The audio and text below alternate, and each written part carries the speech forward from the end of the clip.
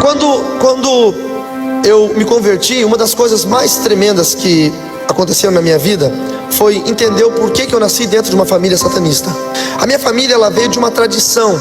Eu tinha um avanço no mundo espiritual muito grande devido aos demônios que o meu avô, que era sacerdote superior, havia deixado para mim. O meu avô, ele era um grande sacerdote e desenvolveu demônios muito fortes, muito competentes no reino das trevas. Só que o meu avô morreu e os demônios dele ficaram para mim. Quando eu tinha ainda 5 anos de idade ou 6, eu tinha crises, surtos de ira terríveis. Os surtos de ira eram tão grandes que quando eu gritava, as janelas da minha casa quebravam. E isso mostrava para as pessoas que aquela criança de 5, 6 anos tinha poderes que as outras pessoas não tinham. Eu comecei a ser chamado de iluminado. E muita gente vinha pedindo para que eu pudesse fazer previsões do futuro. Com 6 anos eu lia tarô, para vocês terem uma ideia.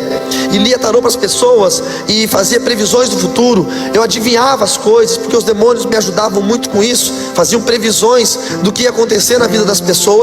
E eu fui crescendo. Mas quando eu cheguei aos 16 anos e fui ordenado mestre de alta magia, eu estudava muito. Com 14 anos eu já lia em latim. Com 7 anos eu já falava grego. E quando eu cheguei aos 16 anos, eu percebi que todo o meu estudo não ia valer para nada se eu não começasse a ingressar nas práticas terríveis que o satanismo exige das pessoas que chegam em altos níveis. E eu era uma pessoa de coração bom. Por eu nunca ter nascido numa igreja, por eu não ter feito um pacto com o diabo, como as pessoas querem fazer para ficar famoso, ter sucesso, eu nasci naquilo ali. Então para mim tudo aquilo ali era normal. Os satanistas dizem para as crianças que Jesus foi um usurpador, que ele tentou usurpar o trono de Satanás. Satanás não era chamado de Satanás, nós sabíamos que o nome dele era esse, mas era chamado de papai. Então as mães ensinam as crianças que esse tal de Jesus tentou roubar o trono de papai. Então papai o matou. E para provar que ele havia morrido, as nossas mães, a minha mãe e outras mães faziam isso. Levavam as crianças nas igrejas, algumas igrejas que tem um crucifixo com a imagem de Jesus morto, lá sangrando, e apontavam para aquela imagem e diziam: quem é que está morto lá de pendurado naquele pedaço de pau? E nós dizíamos: Jesus. Quem é que venceu? E aí nós então entendíamos: papai. E essa era a nossa verdade acerca de Jesus. Quando eles falavam sobre os cristãos, os crentes, que eles não chamam de crentes, eles chamam os do caminho. O nosso nome para eles é do caminho. Eles falavam: olha, você não vai andar com esse povo ele é fanático. É um povo que lê a Bíblia, mas a Bíblia é papel, o papel aceita tudo.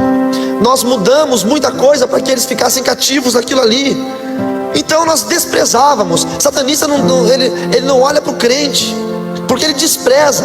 O inferno é tão astuto, o Satanás é tão astuto, que ele não coloca crente como inimigo de satanista. Ele coloca crente como ralé, para que nenhum satanista ouse ter contato com os crentes. Então nós não pensávamos assim: os crentes são um exército que nós devemos combater. Então era muita coisa, era muito ensino, era muito trabalho, e cada vez mais cobranças. Muitas outras ações acontecem. Eu queria falar isso porque é interessante que os jovens saibam. Quando precisa se matar jovens para rituais de magia negra, eles fazem muito isso em festas. Cuidado com festas que vocês vão. Eles embriagam os jovens e dão algum tipo de droga para os jovens. Eles ficam dopados. Levam até fazendas, sítios onde tem essas casas que fazem esses rituais. E aí matam esses jovens. Como é que eles matam? Matam com corte cirúrgico, para poder tirar órgãos. É chato de falar isso, é feio, mas eu preciso que vocês saibam. Um corte em forma de Y, feito do ombro no ombro até aqui embaixo. Eles descarnam essa parte, abrem o corpo, cerram a caixa torácica e tiram os órgãos. E esses órgãos são usados em rituais. Mas se eles soltarem esses corpos na rua, a polícia vai ver que são cortes cirúrgicos, então já vai ficar na cara. Como é que faz para se livrar disso? Coloca 4 jovens no carro sentadinhos, com cinto de segurança, mortos, e um possuído por um demônio vai dirigir. A mesma coisa, 150 por hora na BR, bate num caminhão, aparece no jornal: carro com 5 jovens que estavam saindo de uma festa, bateu na BR, todos morreram.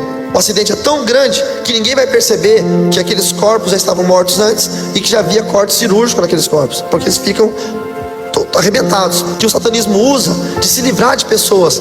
Fique atento aos jornais e você vai começar a perceber quantos acidentes com 5 jovens dentro de um carro acontecem. Quantos acidentes? Todos os meses acontece isso. E eu comecei a ver isso, e isso começou a me incomodar. até que Deus entrou com um plano de salvação. E quando Deus entra com o plano de salvação, a vontade do homem se torna nula.